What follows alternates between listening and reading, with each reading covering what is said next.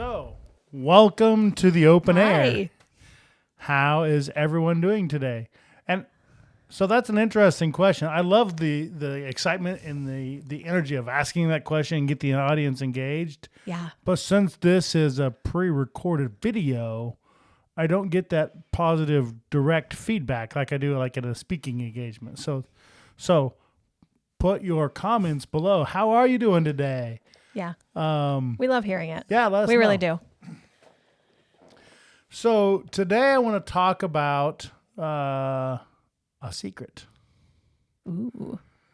So one of the things that I've talked about, I don't want to say I've threatened to do it because that's a really violent word and with all kinds of connotations. But I've Hinted at, maybe. You've hinted at doing it. That's a really good word. Yeah. Suggested, right? Implied. So implied that. So I've had this conversation with students that, technically you could learn all of the material that you need to pass your FAA written for your private pilot exam. You could learn all that knowledge for free. Yeah. It's all available for free. So Yeah. I've got a stack of books here. I wrote a book, Open Air Flight Club, available on Amazon. You know the spiel. Right. It covers all kinds of aviation trades, how to learn to fly. It talks about medicals and this, that, and the other stuff that we talked about in the podcast. But, a lot of people like to have a written copy of that information as sort of a reference to go back to. There's a ton of talk a lot about what's in the book. You can get a copy and look for yourself. The Aviation Magazine, Jacob, he does loads of awesome stuff in there with that. And so, but the FAA, the Federal Aviation Administration. Ooh. You almost embarrassed yourself there. I'm in the Midwest, and so in the Midwest, everybody uses the FFA, right? Which is what does it stand for? The Future Farmers of America, Right, but apparently now it doesn't actually stand for anything because they didn't want kids to feel excluded if they weren't farmers. So now it's the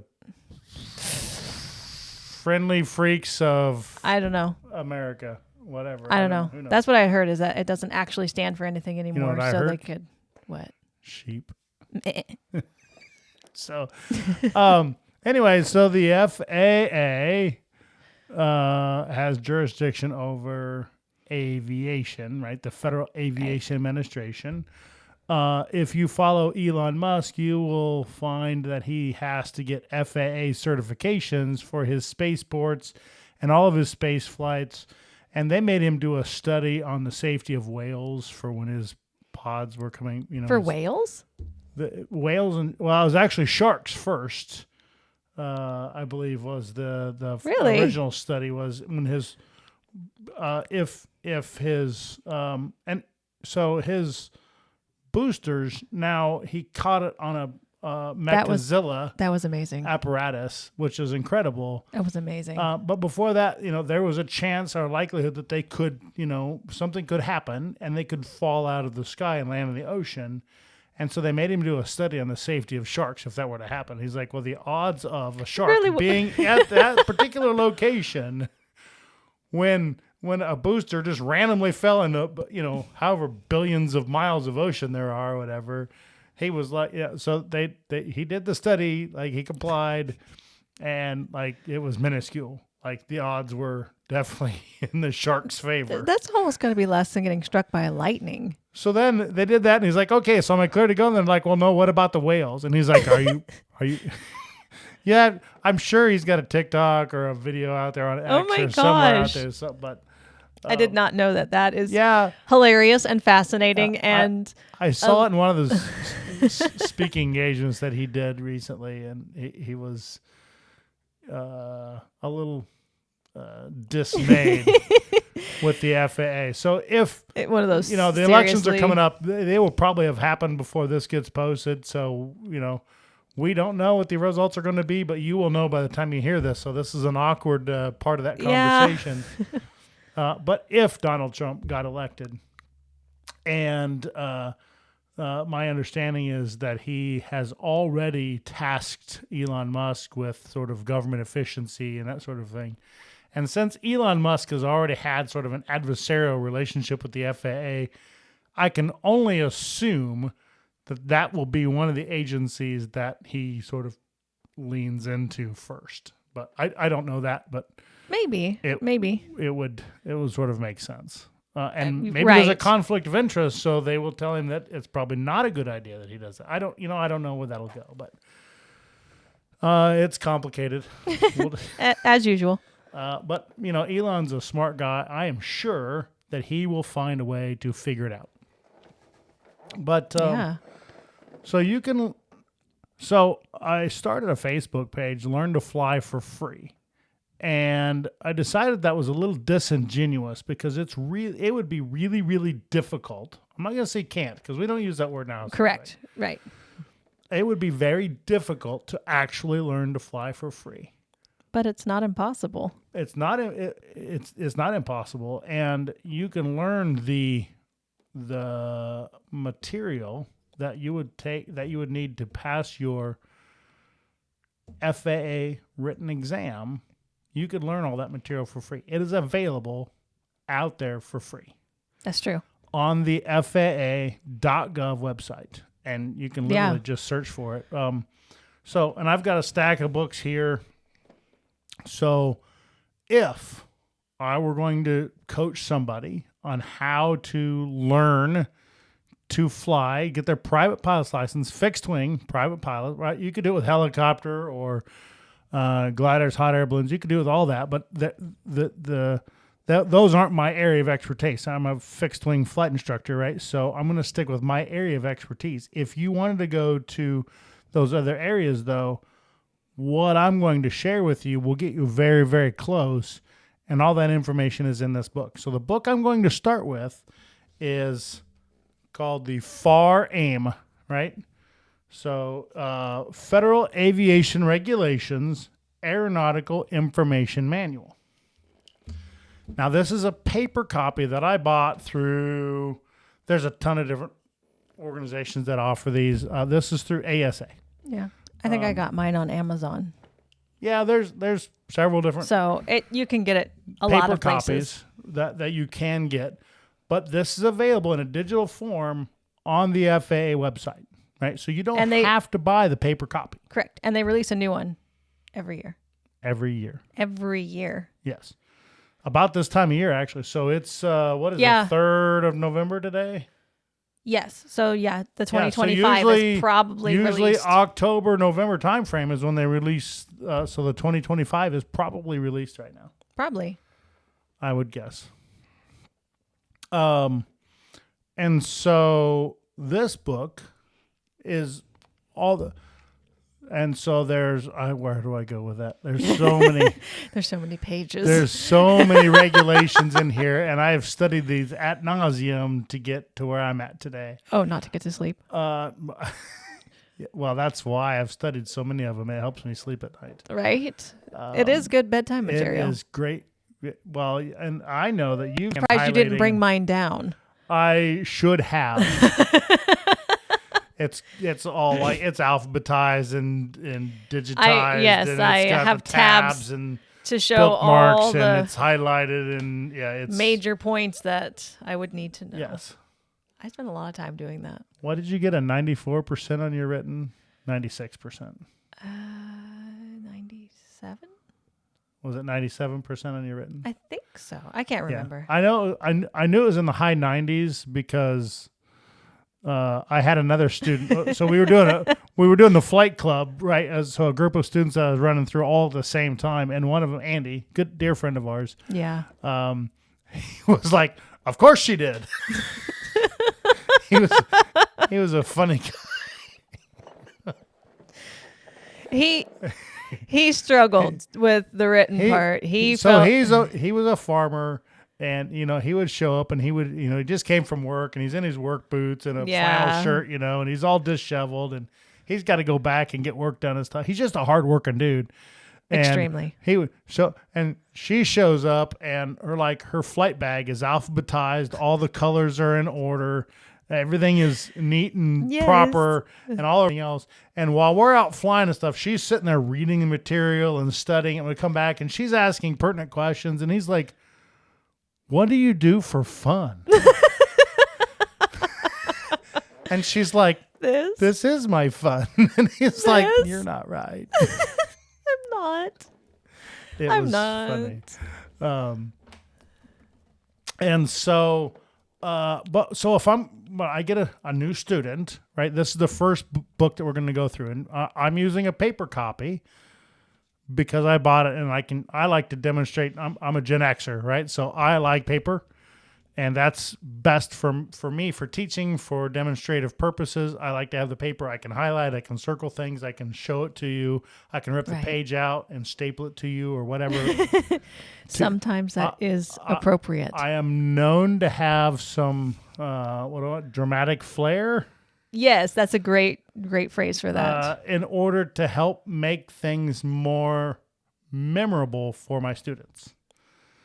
So appropriate level of drama can be healthy. Yes. And there's a fine line. There is that. So, yes. Anyway, in the aviation FAR AIM book, as it's affectionately referred to in the aviation circles, in the regulation guide here, there's two parts that as a fixed wing private pilot, you need to be most concerned with. And that's part 61 and part 91. And part 61 is affectionately referred to as the area of the book where you learn how to get your license. And part 91 is sort of the area of the book where you learn how to lose it. Right? All the regulations that if you break them, it could cost you your pilot's license, right? So, flying certain don't fly under bridges, all that kind of stuff, all the rules that will revoke where you can get your license revoked. And so, but getting your license initially, you can go to this book, and in part 61, I'm looking through here. So 102, applicability, right? So what does it take to be, sort of eligible to get it? Whatever, that's one paragraph. But part 61, 103 is the eligibility requirements. So that talks about you got to be 17, all that kind of stuff. And 105 talks about aeronautical knowledge. Right. Right. And so if you go to 61.105, it talks about all the areas that you need to know. So this is your prerequisite or the predecessor to the written exam, right? So this is all the information that you need to cover. So all these books that that are also available on the FAA.gov website are where you study this information. So this is your sort of your checklist of stuff you need to, and then you need to find all this information, right? So I'll just give a couple of quick examples here. So applicable federal aviation regulations of this chapter that relate to private pilot privileges, limitations, and flight operations. Accident reporting requirements, use of aeronautical charts, radio communication procedures, and so forth, right?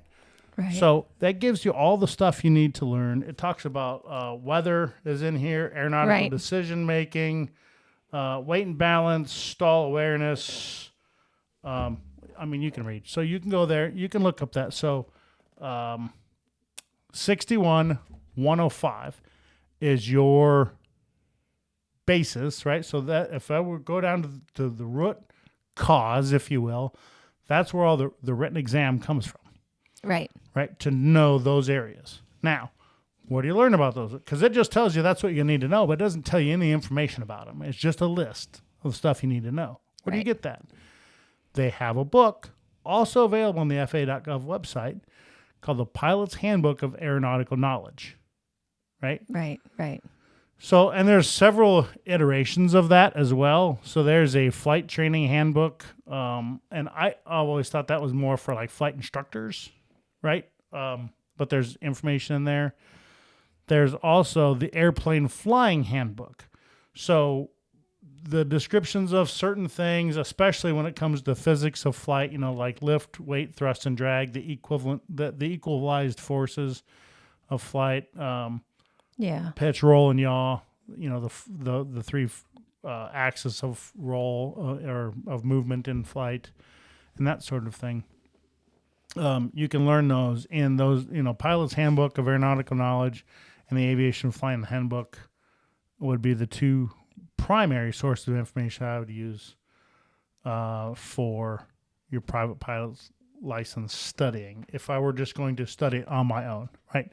Yeah. So these are written by lawyers and engineers. They're very dry. They're very literal, right? And so they're not very fun to read, and sometimes they're verbose and the explanations are a little bit confusing, but they're technically correct, right? Yes. So that's like the primary. They're very, very literal.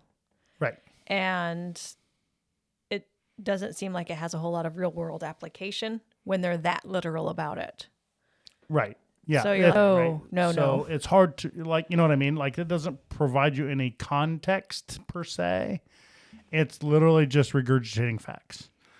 But the information is there. So like I said, I didn't say it was easy, but I said you can learn it for free. Yes. Right? The material is out there. Be creative. You can use it to do that.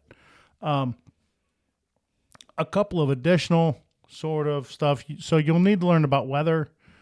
And, I tell a lot of students that learning to fly, first of all, it isn't taught in most public schools. And so it's not something we're used to learning or have any prerequisite knowledge of or exposure to. Right. So it's like learning a new language, right? Like learning to fly or learning to be a pilot is like learning a new language. And literally, when, the Wright brothers invented the first airplane in the United States, it was a long time ago. A couple guys rode a bike, read about it. The French and the Russians, some Venezuelans, some Brazilians, there were a lot of countries that actually were working on this, the Germans. So aviation, while we were the first in this country, we didn't actually invent the airplane, by the way. We invented the three axis of controlled flight, right? So the empennage and the ailerons and the rudder and that sort of thing. So before, the airplanes would technically fly, but they couldn't steer them, and they would just glide for a while, and then the wind would take them or whatever, and then they'd sort of crash, right? And so they weren't able. They were having a difficult time solving that problem, and that was really the Wright brothers' big. They also found ways to make them lighter. They perfected the airfoils, so they made tremendous improvements to things that were already sort of almost technically working. But they made phenomenal improvements, and it was because they used a scientific method or an engineering method of documenting everything they did, right? They would make something, they would test it, and they would document all the results and what they did. And then they'd make changes, and they would document all the changes, and then they would test it again, and then they would compare what worked and better, what worked worse. All the details about the wind and the weather and everything. Like, they were prolific readers. So many details. They were prolific readers. So if they could get their hands on any information anybody wrote about any type of weather or birds or flight or aviation or anything, they would read it. Yeah. And they studied this. They would sit and they would observe the winds, sometimes for days, and just document and record the weather. And watching the birds. And they watched birds. They watched birds and how they would curve their wings and move their tails. And they took very thoughtful, detailed notes about observations that they were making, right? And so there was mountains of data that they put, and they didn't have computers, right? So they did this all in writing, and they had composed libraries of data, and that was really their value. And when they actually figured out how to fly, a lot of people didn't believe them until they proved the data, right? Like other people had sort of made the claim that they had already invented the airplane or the other thing, but they didn't have any data to back it up, right? They were just sort of operating on assumptions, right, and relying on other people to, like, you couldn't disprove it, so relying on that sort of mentality or whatever. And so, but the Wright brothers could back up their claims with data, like mountains of data. And so they become highly respected and very, very credible for that. Anyway, you'll learn a lot about the Wright brothers in aviation, whether you want to or not, because, but it's important, right? That's the history of where aviation came from. The important part, though, is that they were prolific readers. And so that information that they documented became sort of the predecessor to all of the regulations and how to learn to fly that we have today. Right? They really put that together, and they had the first flight schools and the first flight training, and a lot of that stuff is all derivatives of all the work that the Wright brothers did. It's incredible, really. And so now all that information, right, of how to learn to fly is all available on the FAA, the Federal Aviation Administration.gov. It's a government agency, FAA.gov website. And you can just Google like there's a search bar and not Google, but you could probably find it in Google too. But there's a search bar and just search for like flight training or pilot's handbook of aeronautical knowledge or FAR aim, any of that kind of stuff. I would like to point out, though, if you are going to Google things regarding flight training, make sure that you vet the sites very, very well, because there's a lot of misinformation out there. A lot of things that aren't actually correct. So the FAA would be a trusted source, right? The government agency. In fact, they're the ones that are providing the tests and the certifications, right? So if they're wrong, then that's okay, because that's their expectation, is that they're not wrong. But I'm just saying that would be a credible source. And there, like you said, there are a ton of influencers out there. There are a ton of other people that are trying to be flight instructors. We've had to correct flight instructors. Even you as a private pilot had to correct a flight instructor recently.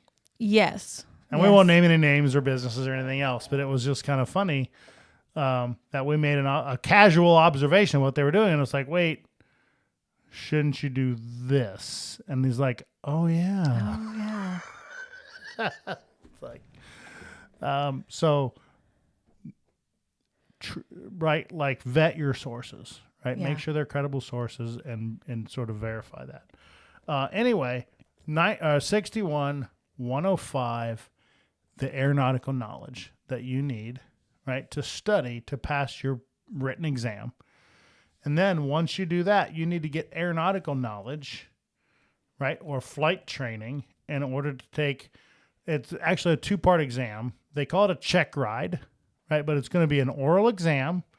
And once you pass that part of it, then you do a practical exam, which is actually you go and fly an actual airplane and demonstrate that you can do all the things that you pass in the written and that you said and that you could do in the oral. Right. So, it's almost like you have to take the written exam twice. You have to pass a knowledge exam twice. Once in the written, and then once in the oral exam when you go to your check ride. That's an interesting way to think about it. Yeah, to me, the written exam is more factual knowledge based and calculations and all that sort of thing, where most oral examinations is more the application. Exactly. More so the real world. They're more scenario based. I would agree with that. Where so it's the application of the written stuff that you learned, but now you're applying it to the real world and demonstrating how to apply it and use it appropriately. Well, so it's an expansion of the written knowledge. Yes. So it's not necessarily taking it twice, but I can see where you got that. Yeah. And I think that with the DPEs, I think it's also a way of them kind of vetting whether or not they want to get in an airplane with you. Oh, absolutely. So a DPE, as harsh as that sounds. But a DPE is a designated pilot examiner. So as a flight instructor, right? So when I sign off or endorse someone and it says, hey, they're ready to take their check ride, then I have to send them to a designated pilot examiner or a DPE. And then that DPE will, the first thing that they're going to do is they're going to verify all their credentials, right? So make sure they've got all the paperwork. And I teach lots of things. So MICE is one of the things. So they got to have their medical. They've got to have their government issued photo ID. They've got to have their certificate, right, which is the endorsement that allows them to go and take their check ride. Right. Right. So they start with a MICE check documentation, and then they have to have all the other things, including their payment, by the way. That's one of the very first things. if you don't pay them, you're out. And so, so that's, but I agree with, and I've had many DPs tell me that they can tell in the first half hour how well the student is going to do. Based on how well they know the oral questions, they can usually gauge pretty well how well they're going to do in the airplane when they get in there and fly with them. I believe that. I believe that they learn how to gauge that pretty well. Based on their experiences. And the two go hand in hand, right? So to be able to fly the airplane, you have to know what you're doing. And so how well you know this information and can apply it, it gives them a very good insight to how well you're going to fly. And they've all been surprised one way or the other when they didn't think it was going to go on and went fantastic, or vice versa. They thought it was going to go great and they couldn't fly at all. Right. Everybody has a bad day or an off day or whatever. It happens.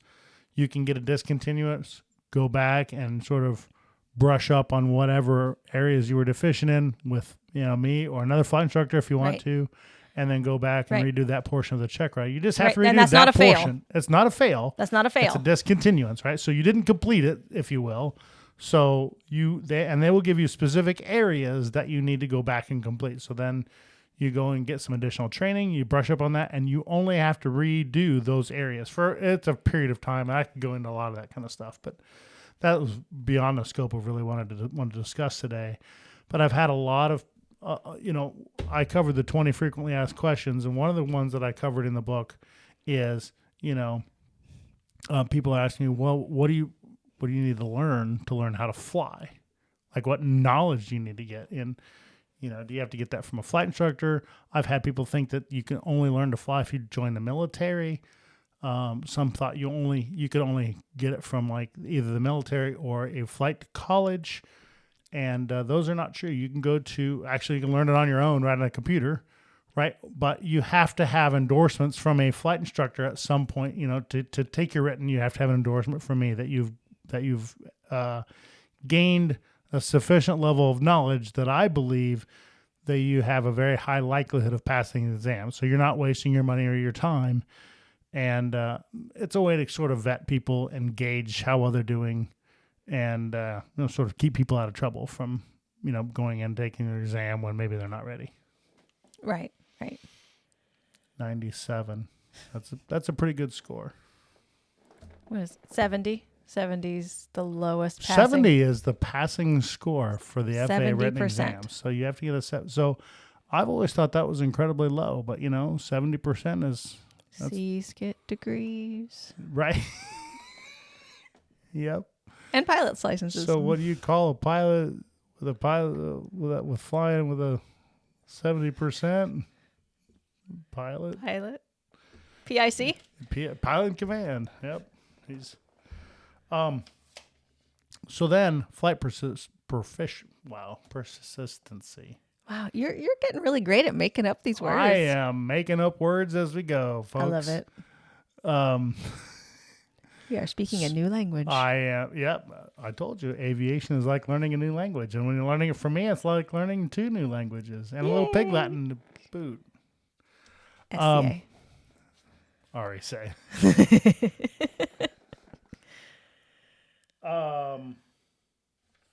61107 then is the aeronautical.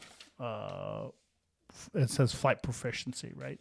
So that is what you need, the hours they have to get. So you have to have 40 hours, and then it breaks down those 40 hours of flight time and how much has to be with an instructor, how much of it has to be solo time, how much of it has to be cross-country time, 3 hours at night, controlled airport. It breaks down all of the requirements. So what that 40 hours looks like. Yeah. And so the national average is 75 hours. It takes people about 75 hours to competently go through all these requirements. And I have pretty consistently been able to graduate people in somewhere between, 41, 42 hours and about 50 hours. And there's a lot of reasons why I'm able to do that. I've been teaching a long time. I've been a flight instructor since 2009, so you can math that out if you really want to. Flying since the mid-90s, 1990s. And not 1890s. The late 1900s. Right? I've been flying since last century, so you can just put that feather in your cap and save it for a rainy day. But something like that. Where was I going with that conversation now? You were talking about the specific hours. Yeah. So anyway, there's a lot of efficiency built into. So there's technicalities and requirements that are so I can do more than one requirement at the same time, right? Efficiently, right? And I've found effective ways to teach those.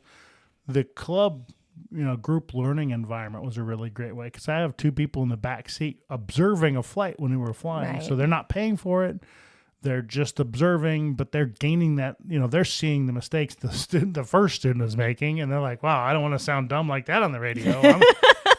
I had a student say 10-4 one time. It's like, yeah, that's not radio etiquette in aviation. Pilot talk. And so the other two in the back get the advantage of watching the first student make all the mistakes while they're flying. And then and then they get to come up front and make all of their own mistakes for everybody else to watch. They make new ones. And so the last one's like, well, I'm not doing any of the dumb stuff the other three have done. At least I didn't mess up that bad.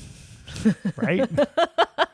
Or they've forgotten and they start over and they start making all the new ones again. It's kind of a cycle, but awesome. It was a lot of fun. We all got call signs and learned a lot. Very efficient, but the 40 to 50 hours would be a pretty ambitious. Like you'd have to be a pretty good student and you'd have to really hit it really hard to hit it at that. But 60, 65 hours should be like your goal.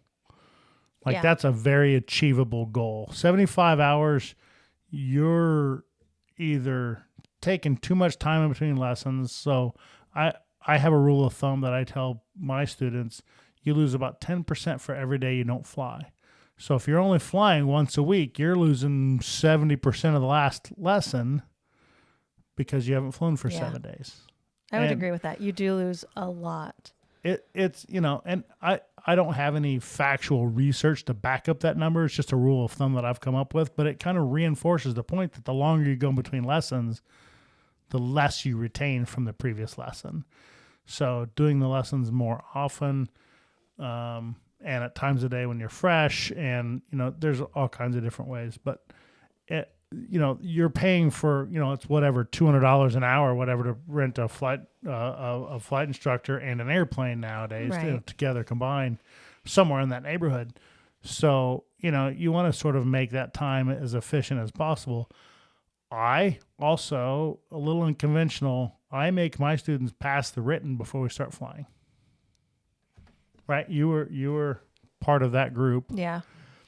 And it helps show the commitment, and just like we talked about with the DPEs, using the oral portion of the check ride to kind of gauge if they want to get in the airplane with somebody, that's sort of the same thing for you. Like, do you have the commitment and the, I don't want to say intelligence because it's not based on how intelligent a person is, but I would almost say more experience, right? Right. So some people have experience. They've been around other pilots or flight capability, schools. maybe capabilities would be a good word. It's Yeah. a better word. So, people have different backgrounds, and so their backgrounds could be more conducive. Wow, conducive. I have no idea what that means, but if you have a great idea for that, make a comment down below. Yep. We'll use that word somewhere. Like different backgrounds, though, can make it more conducive to learning different things. Right. Right. Machine operators have a high mechanical aptitude, right? So they get the physics of flight a lot better. Like Bobcat guys, they steer with their feet in the Bobcats a lot of times with those anyway. So the rudder pedals in steering with your feet and the rudder pedals in the airplane come very, very naturally, and they're intuitive to them. So we spend almost no time working on that portion of it. Some people have a background in weather and that sort of thing, and so they pick up the weather portions of it, and they getting in, so everybody has their strengths and their weaknesses, and you can use that to your advantage. Yeah. But yeah, having your students take the written test definitely helps you kind of vet a little bit. So the real big reason that I do that is because you're looking at probably 40 or 50 hours of, dedicated, focused study time to finish that. And that's, within a pretty short, within a week or two time frame. If you extend that out, then you've lost some of that information from the last time you studied. So it takes you more hours to retain it. And everybody has areas of focus that they maybe struggle with. Got to get a different perspective or ask questions. I can explain it. Usually I can explain it in a few different ways to kind of give you different perspectives. And I'm a why guy. So one of the benefits that I bring to the table, if you're struggling with something, I can tell you why you need to know it and why they're teaching it a particular way that they're teaching it, and the history of how it got to, like, I've been flying a long time, and I've known a lot of older pilots. Like, I was taught by the old generation, the old school pilots, they called them. So I learned a lot of the history of leading up to why they did this and why they did that. And so that kind of insight really helps kind of tie it all together. And they're like, oh, you have that moment where you're just like, oh, that makes sense. And then they kind of go from there. What else do I need to cover? I got the books. Yeah. Learning to fly. So you covered free. 61. Yep, 61. And touched 91. on 91. So yeah, so the 91 is the number of hours that you have to have, and like I said, 60, 65 hours. That's a pretty average number for most people. 75, I would say that maybe you need to work a little harder, or rethink like where your flight school is, or the plane you're flying, or your schedule, Right. or like there's stuff in there that maybe you need to get looked at. Because if you're going 75 hours, there's something going on there that's kind of holding you back or not helping you reach your full potential. And it might even be yourself. Me? I didn't do it. I don't even know them. Right. No, I do mean that, though, that sometimes when you're struggling and you're just not progressing, sometimes it's your own mental block. You just are lacking the confidence or That's true. I mean, they're like, I'm not very good at this. So they've already decided. They've already predisposed themselves that they're not good at something. It's like, well, have you tried that? And they're like, well, no, but I just don't think I'm going to be good at it. It's like, well, then let's figure it out. Right. And again, I have being slightly less conventional or maybe more unconventional than other students, or than many students and other flight instructors. I can find sort of interesting ways to help people sort of learn those types of things. I've got a pretty big tool chest for doing that. And I bet, I can't. Yeah. I use that word. Can't use that word. You shouldn't use that word. While I should tough. not use that word. Not allowed. I can teach most people. There are a few people that I have not found the appropriate or necessary skills, or I have not developed them enough to be able to reach them at some of their core areas of deficiency. So there have been a few students that I have been unable to bring to fruition, but that's very, very, very rare. Yeah. And some of that was their own obstinance, right? They didn't want to learn. They thought they knew it well enough.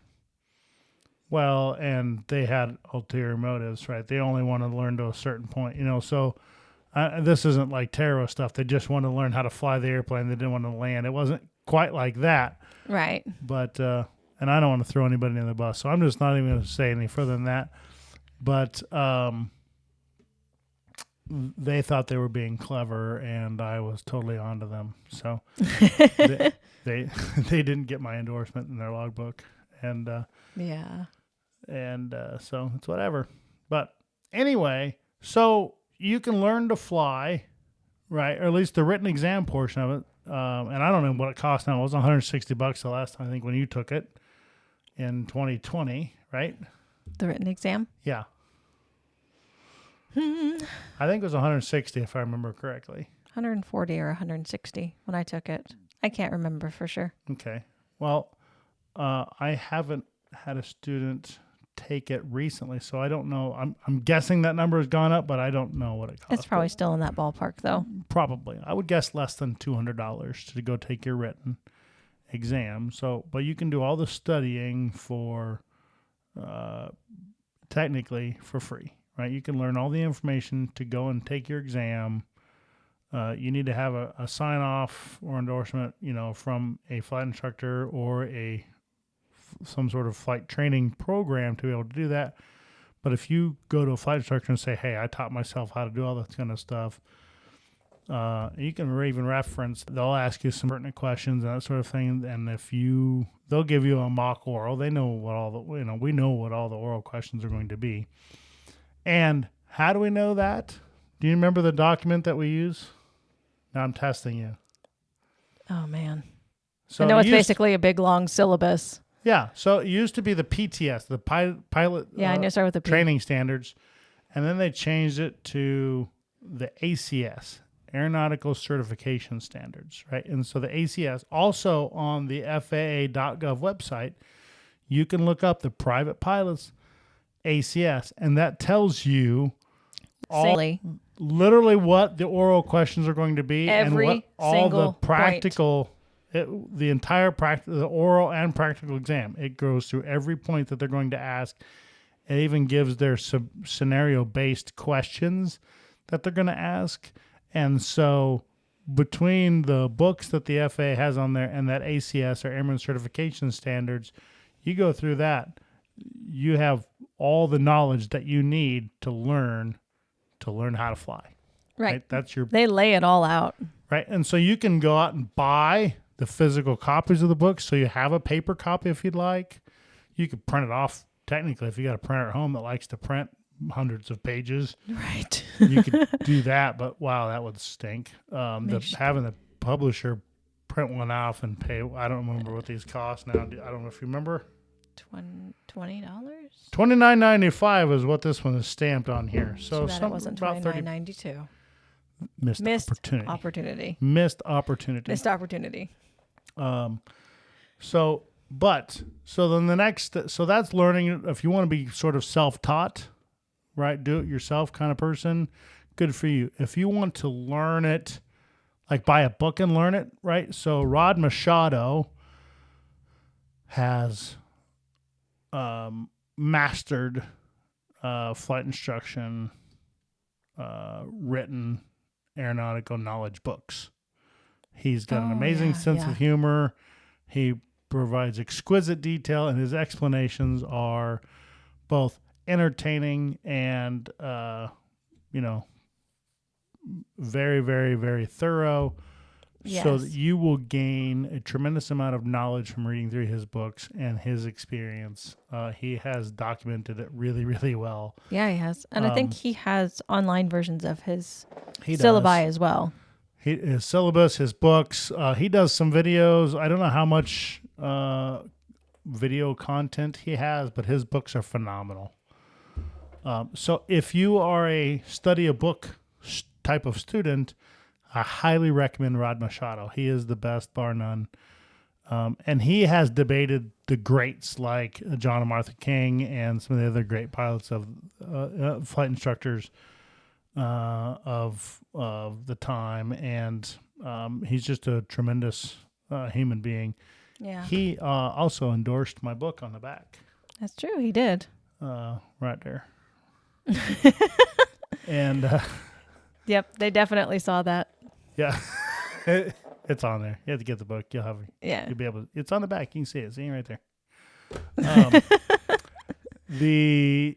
So studying the book, right? So then that's basically, it's all the information of all the books that the FAA has already available for free on their website, compiled into the book that's informative and fun and entertaining, and but also covers all the material and gives you a lot of experiential learning, provides a lot of insights from his many years as a flight instructor, and so tremendous amount of value in his books, and being able to compile all that and making it fun and entertaining and very, very, very useful. Some people don't learn from the textbook style as well as others, and so there are video series out there, and the standard in the 60s and 70s and 80s and well into the 90s was John and Martha King and the King Schools. They did a phenomenal job. And John and Martha are still around. They're amazing human beings. I couldn't be happier having met them and with the material that they have put out over the years. But some of their stuff has sort of become outdated. They're what I want to, not very modern in they comparison. haven't kept up with technology as well as their training is good, but they haven't kept up with the technology, right, and the videography and the CGI and all that kind of stuff as well. And so I would say their technology is sort of lacking a little bit. So great teaching material, not as, it's not very engaging. Not as engaging, not as intuitive. I found it to be a little bit even hard to use and a little bit clunky. It's very. But I worked with a gentleman, Russell Still, who does Gold Seal, and he has, I don't know, well over a decade in making his private pilot's course training, and you can go to openair.groundschool.com, and that will take you to the Gold Seal training, and he does private instrument. I believe he has commercial now. I don't remember if he's got that done yet or not, but I know he does private. It's probably instrument. In the works. He does private and instrument, and then he does. He also does Part 107. So get your commercial unmanned aerial vehicle or UAV or drone commercial license as well. But his videos and the graphics and the way he asks the questions and his study methodology is state of the art. He does a phenomenal job. I highly recommend the Gold Seal. If you're a video-based sort of learning kind of person, that's the way to go. Yeah. And he does include a lot of excerpt from like the flying handbook, and it's all the same information. That's all these flight training courses. It's all the same information. It's all like the requirements that they have to teach, that you have to pass in the written exam, are all in this book. They're all in these books. So all of the flight training packages you get from Rod Machado, from Gold Seal, the Kings, there's others out there. Even me, if I did a ground school and everything, we're all teaching the same information. We package it a little differently. We come across and give it, we present it a little differently, but it's all the same information, right? So however you want to learn that, whatever learning style works best for you. There's many different teaching styles, many different learning styles. You really want to find the best teaching style that you learn from, and you're going to need to, figure out what your learning style is and know how to match that to the teaching style. And you match those up and you are going to go places. That really is kind of the key. Yeah. With that. So anyway, that's a little bit about how to learn to fly. That's one of the 20 frequently asked questions I talk about in the book, The Open Air Flight Club. You can get it available on Amazon, award-winning, that sort of thing. Amazing. Thanks. Wow. You caught me off on that one. I'm sorry. So we were talking about this earlier in the car, and I wanted to address this, and I want to talk about aviators' mental health. Right, this is a big hot topic in aviation right now because, for a number of reasons, but So obviously aviation can be a stressful job. There's weather, there's time pressure, there's all these elements that can really make aviation stressful, right? Yeah. And those stress levels, as they go up, we also have life stress going on, right? So I don't know, maybe the water heater broke at home, or the kids are sick, or Right. you got a flat tire in your car. Or the guy, that passed into work was a maniac, or there's so many life stressors that we all experience in our regular day-to-day lives, and we all build sort of coping skills to deal with the normal day-to-day sort of stressors, right? Right. But some days aren't normal day-to-day things, right? So it's like, okay, for real, can anything go right today? You know what I mean? We all have those days. And so and one of the things that I teach to my students is that the three I know what I'm thinking of, but I'm trying to think how I want to word it. So your go or no go decision, right? So there's an I'm safe checklist, and basically you're looking at and you can read about that in here. You're making your go no go decision, but I'm saying, so there's pilots don't get dead because they made a bad decision, right? It's not like they made one bad decision and that was the wrong thing, and the airplane like nosed into it, right? That's what ended the thing, right? So I'm sorry, unalived. I don't think I can say that word anymore on social media. Anyway, it's whatever. I don't even know anymore. When pilots get unalived, it's not because they made one bad decision, right? So it's a series of events, right? And so, that deadly series of events is what I call it.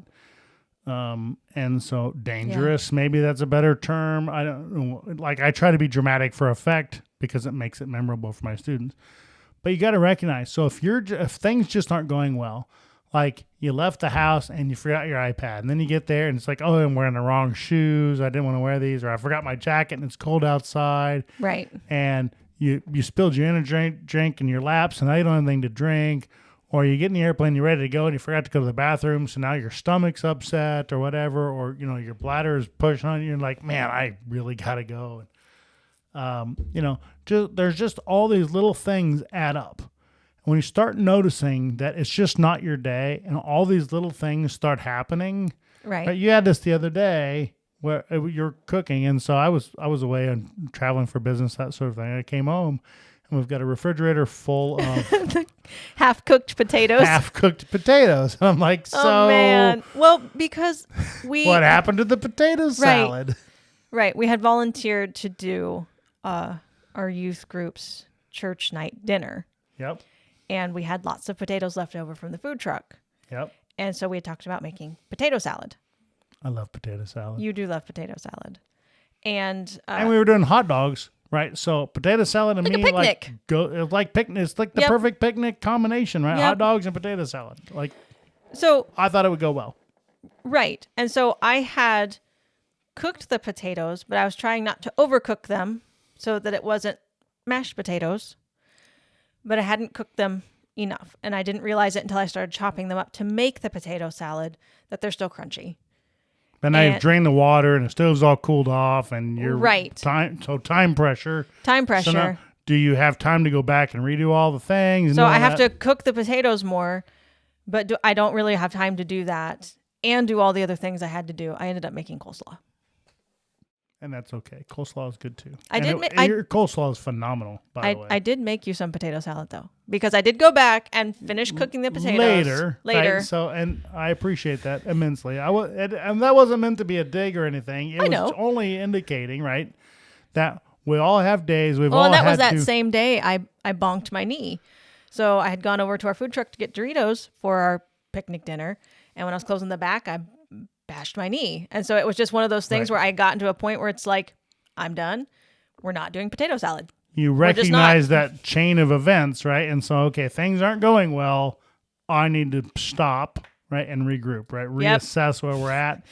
Reroute. And so, and I talk about that with students because, you need to recognize, hey, if things just aren't going well and your mind's not there because you're disheveled, whether, maybe it was a big catastrophe or major family event, emotional event or, whatever, a wedding or a funeral or other types of life stressors that come along are going on, or maybe you just didn't get enough sleep the night before or 2 nights ago. And so now you're a little bit sleep deprived and it's catching up to you, or maybe you're starting to get cold. And so you're just not 100%. There's a million different reasons why you could be there, whatever, but it's just recognize, hey, things aren't going fantastic. Maybe getting in an airplane and flying, and maybe if all the elements, like the weather is perfect and the airplane is perfect and everything else is just fantastic, it's like, okay,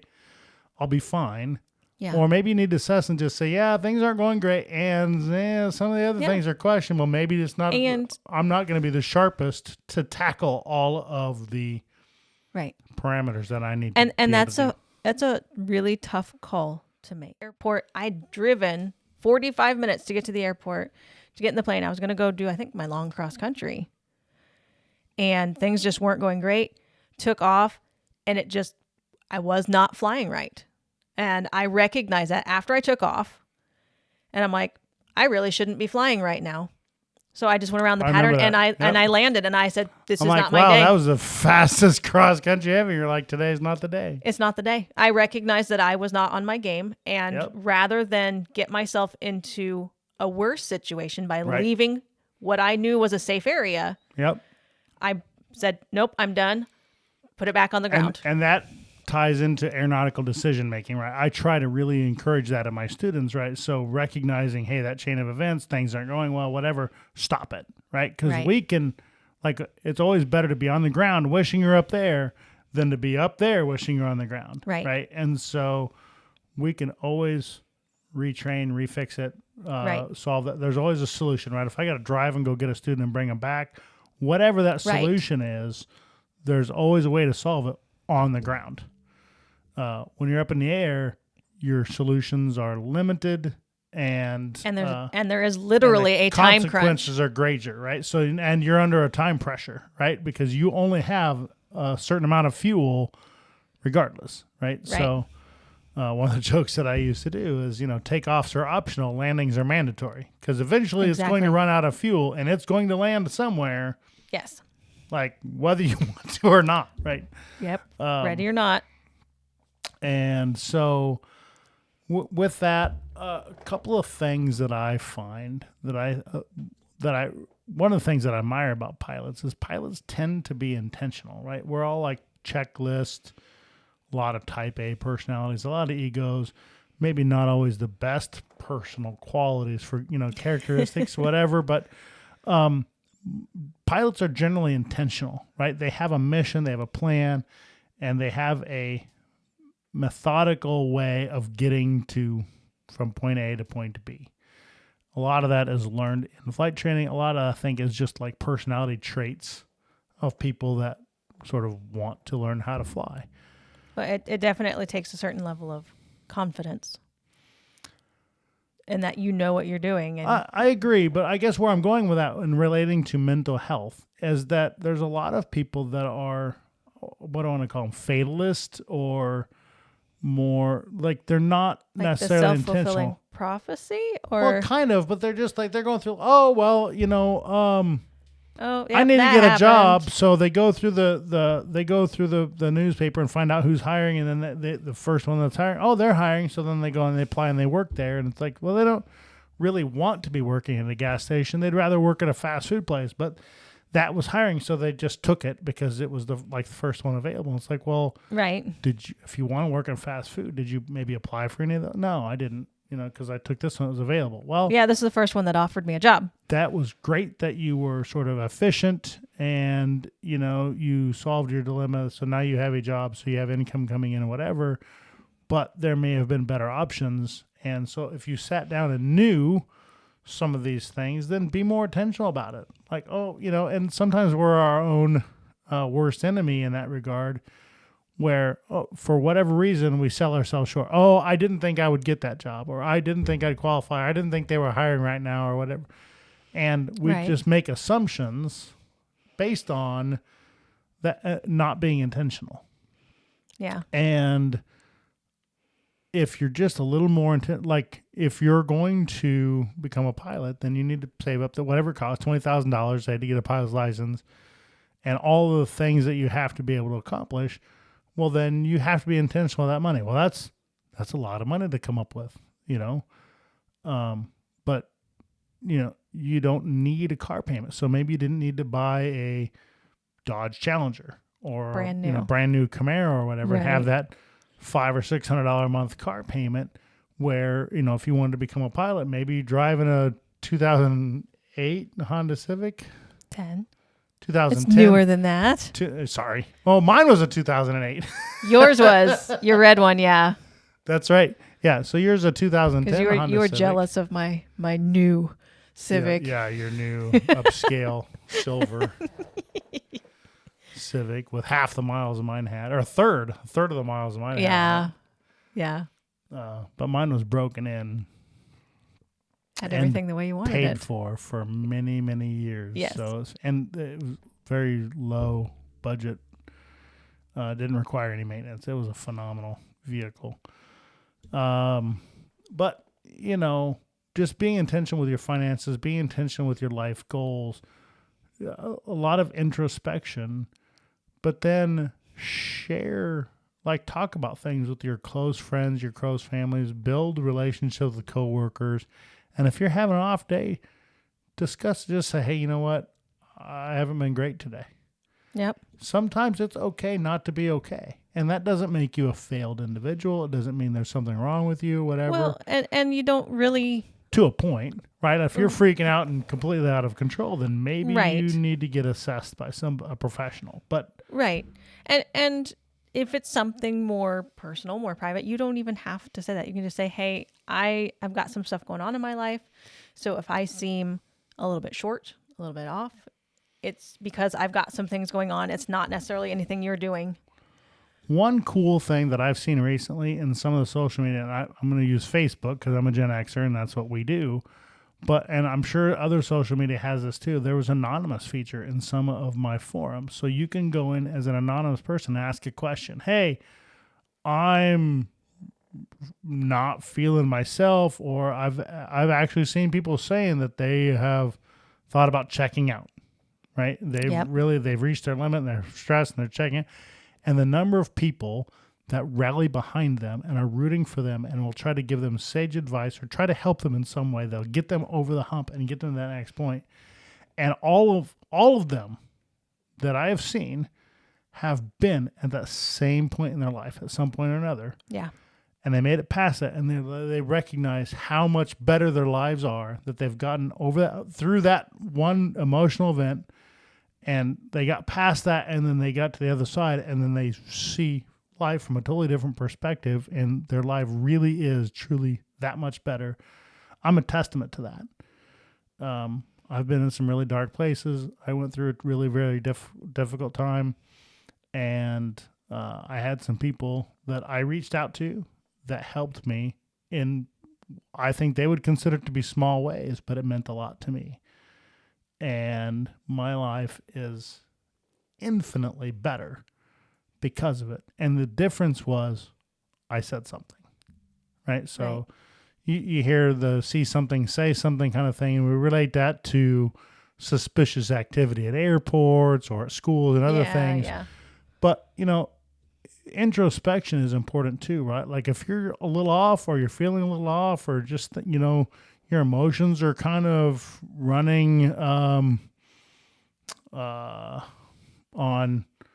I want to say, running on overload. Overload. Then unload that off onto somebody a little bit. Just say, hey, you know what? I'm really feeling a lot of strong emotions or big emotions we use with our kids a lot.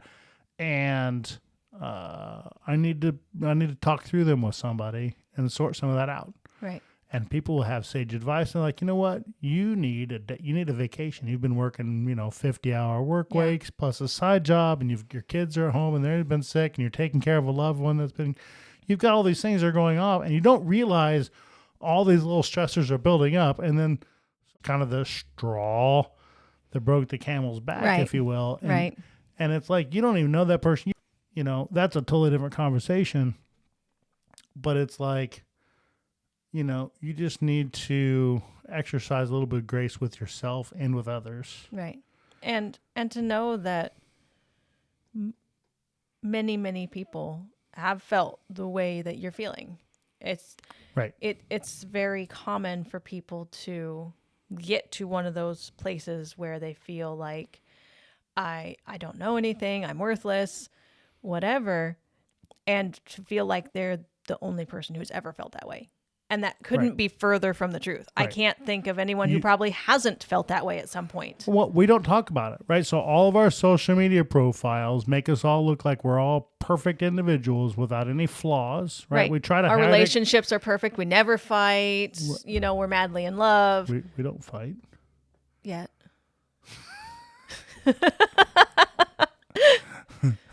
I was looking for you to say yes, we do, and then never mind. And so, but reach out to us if you're going through a difficult time. You can reach out to us, right? So we have both been.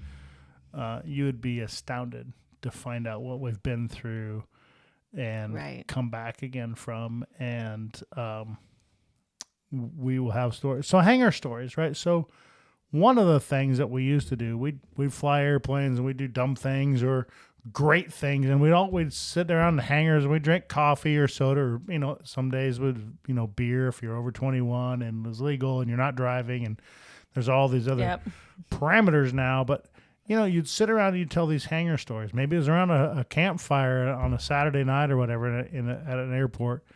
And you talk about some of the flying successes you've had or some of the near misses you've had, or maybe your struggles in your relationships and other things. And other people, oh yeah, I had this too. And we'd share all these kind of things, and we sort of had bonding over it. And, you felt a little better going through, hey man, all the stuff I'm going through, other people got similar stuff too. And they're all making it work.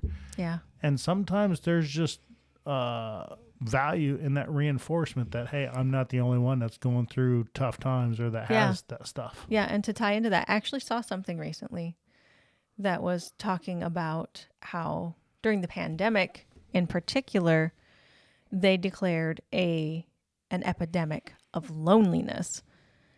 And, interesting. Because people were, all secluded because we were all, had to stay home. We weren't allowed to go out because we were trying to get the COVID-19 pandemic under control. Yep. But that led to an epidemic of loneliness. And now they're finding that epidemic really hasn't ended. We still all feel very isolated and very alone because we aren't having those kinds of interactions with people. We aren't building those relationships. I agree. One of the things that we try to do for our kids is we try to, have birthday parties and have get-togethers and that sort of thing. And it's really, really hard. Parents don't want to get together with the parents because, first of all, they don't want to inconvenience you. Like, we come up with all these things in our head, all these expectations that we just make up in our head, but that we don't communicate them to others. And then we get frustrated when others aren't meeting our expectations.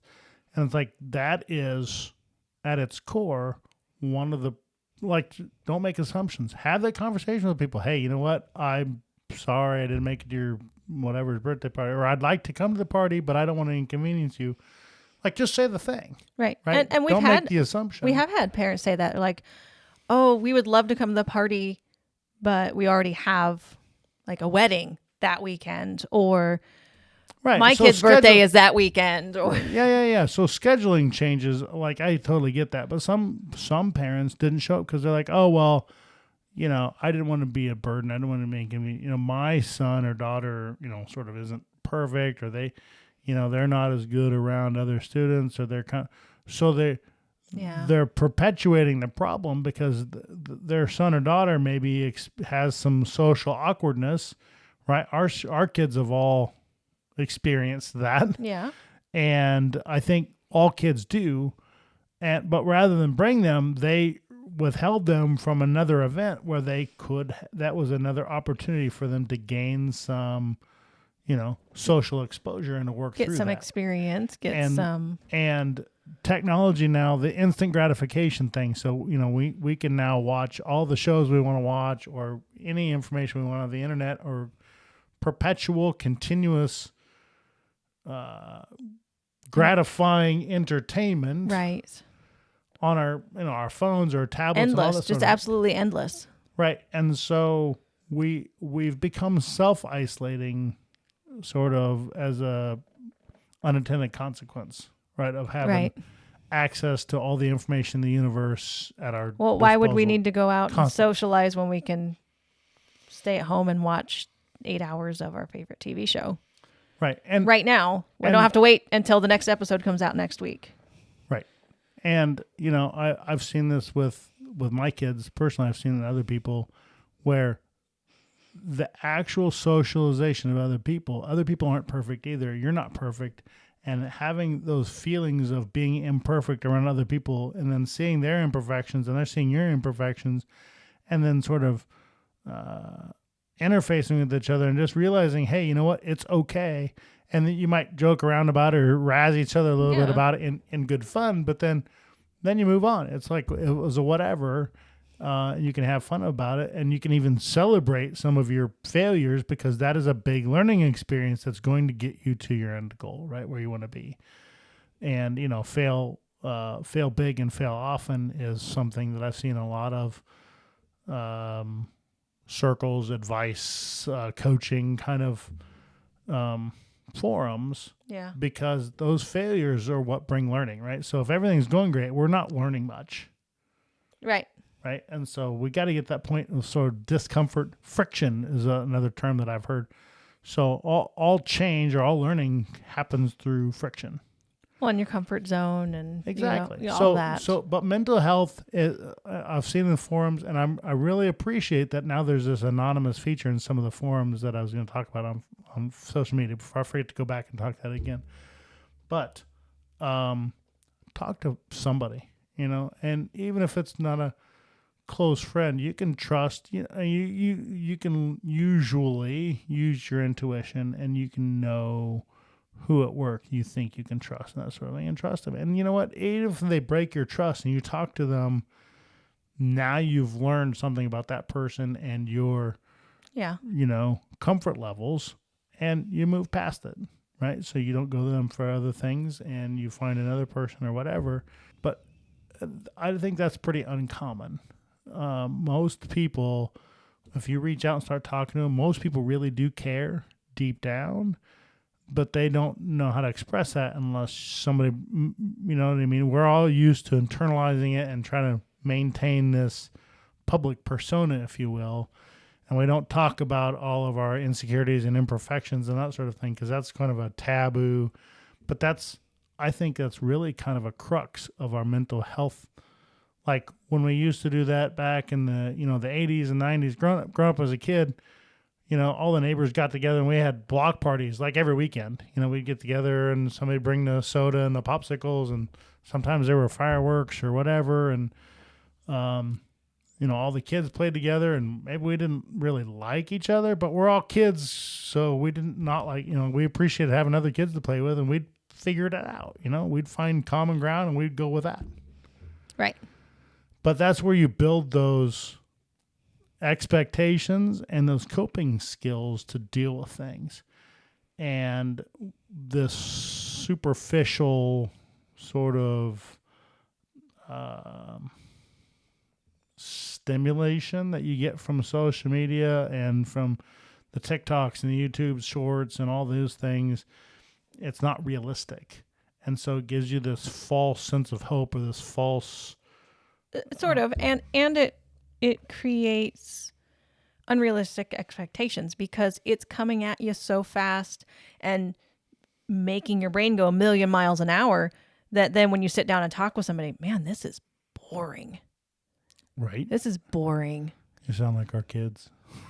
I was kind of trying to make that point. Right. But, but it really is like all that information comes at us so fast and just fast and furious. And it stimulates our brains at this high speed all the time that when we don't have it and we have the conversations and just the interactions, it's like, come on, like something's got to happen. Like so your brain. So as a kid, right, you have kid brain, and then as an adult, you have adult brain. And as teenagers, your brain literally, right, neuroplasticity. Your brain. Wow. Your brain with an R, literally rewires itself, right? Right. So your left and right hemispheres actually wire themselves together, and that's how you become adult brained. Prefrontal cortex literally rebuilds itself.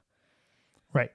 And so building those algorithms require boredom, right? So the instant information and the entertainment value and stuff of the social media and the videos and the perpetual constant stimulation, right, is your brain is not learning to seek those things because it's constantly being fed that kind of stuff. And so it learns to sort of ignore a lot of stuff outside of that, right? Well, and what was I think it was a TED Talk that we found about boredom, where when you're bored is when your brain really starts to work. Right. That's exactly where I was going with it. I'm glad you brought that up. So so boredom is when your brain starts seeking stimulation. Problem solving. And it's like, okay, I'm bored. What can I do? And then you start getting creative and you start thinking, like that's where you start doing introspection and self-assessment. And then you're analyzing your environment and your surroundings.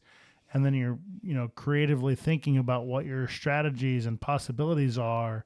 And your brain goes into this like creative problem solving, right, creative thinking mode. And that is where real learning and development really takes place. Right. So if you're constantly fed information, none of that ever happens. Right. And so then you don't know how to sort of fend for yourself. Which gets difficult with our kids because we kind of brain rot. Crabs walk sideways and the biggest crabs live in this place. And they say, well, I was watching informational things.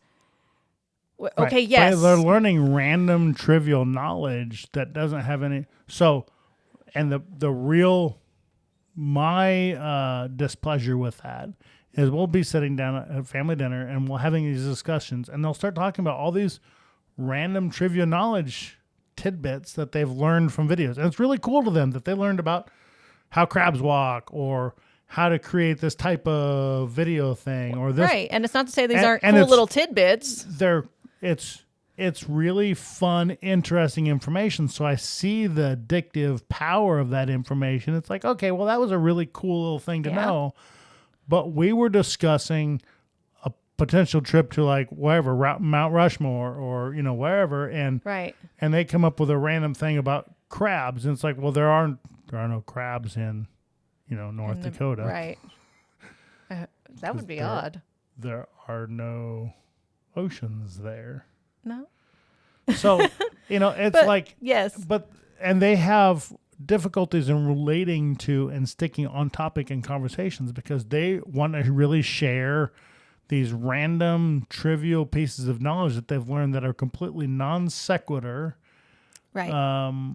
Sort of out in Never Land kind of things. It's like, well, that's interesting that you learned that and remembered it, but it doesn't, like, how does that apply to, and they get really upset with me. How does that apply to the conversation? Well, how do we, how does that tie into what we were discussing? And they're like, well, it doesn't, but it's something that I know. And it's like, well, we all have that feeling of gratification when we know something that somebody else doesn't know. Right.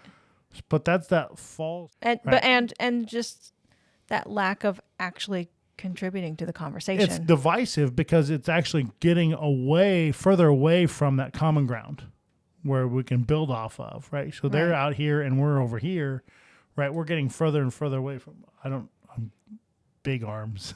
I'm an airplane. Yay. And so, having interconnection with other people and dialogue with other people outside of social media, interpersonal relationships are still uber important. And I'm going to leave it at that. I think it's important to our mental health. I agree. And there are a lot of circles in the aviation that are talking about mental health and stressors and, like I said, the time pressures and all the things that are going on. And by interpersonal relationships and finding ways to connect with others that are also having, whether you realize it or not, also having difficulties, and you figure out you can help each other. I can perceive things that you tell me about you differently than how you're perceiving them about yourself, just because I have different set of experiences with which to view them from.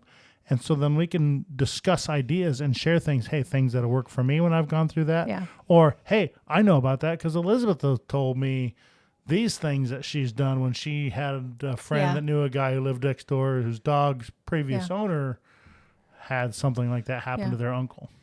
Yeah. So I actually just remembered something. So we have a gal who works in our food truck. She's a daughter of one of our very dear friends.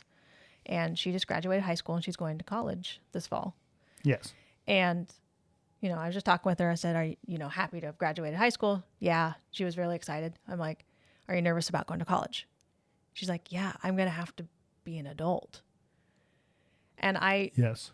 And she was very worried. But only She's sort of. College is only sort of becoming an adult. Kind of. It's like not there. But But it's that's a big step. She was going to be living on her own and all these things she'd never done before. And I'm like, I'm going to let you in on a secret. I said, all the adults around you that look like they have everything together, they're making it up as they go. We don't. We don't have We don't. We're and she's better like, at really? masking it. She's like, really? I'm like, yeah. I said, even the people in your life that look like they have it the most together, they're winging it. They're making it up as they go. It. Right. And some people have their skill things and they really are together in some areas. But trust me, they have areas of deficiency and they're masking it. They're avoiding it. They're not letting you in on that little, I said, they're not airing that laundry. That's one of the terms we used to use, right? They're not letting you in on their dirty little secrets. And right. So we all have things, right? So that's the thing, I try to exercise a lot of grace in my dealings with people and not react with anger when somebody does something unexpected or what I view as inappropriate, because I don't know what is going on in their life. And so I try to approach that with a lot of grace, maybe pray for that person, maybe wonder what is going on in their life that was so terrible that they thought that whatever they just did was a good decision. Right. And that type of perspective kind of changes your view of, like, not only them, but of the world in general and of yourself. Right. Right. Because and so mental health is a lot about building those coping skills and mechanisms and that sort of thing. And I really believe in sharing, your experiences and your insecurities and your successes and all that with other people around you. And, recognizing, hey, when maybe it's okay to not be okay sometimes. And when you recognize that you're not, tell somebody. Right. Right. We'll work through it with you. The people that are close to you want to help you. They want to see you win and succeed and work with you to right. There is a solution. There's always a solution. Always. So with that, I think we're going to wrap it up, but we'll see you in the open air. Bye.